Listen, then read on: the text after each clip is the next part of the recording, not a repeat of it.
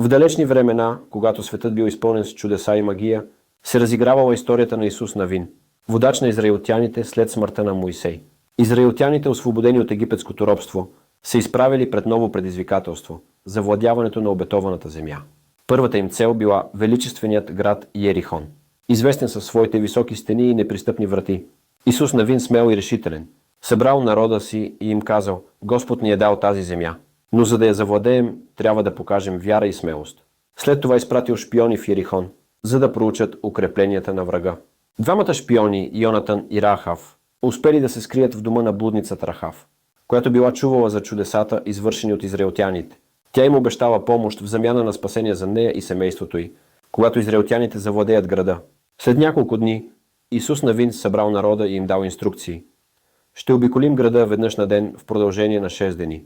На 7-я ден ще обиколим 7 пъти и ще издигнем гласове в знак на победа.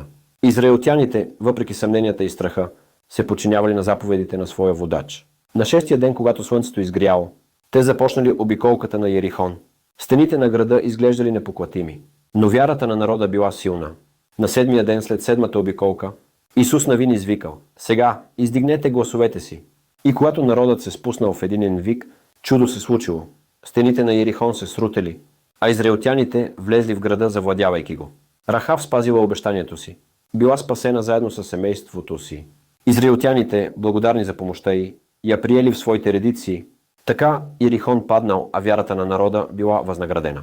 Исус Навин с мъдрост и решителност водел израелтяните към нови победи и изпълнение на Божието обещание. В далечни времена, когато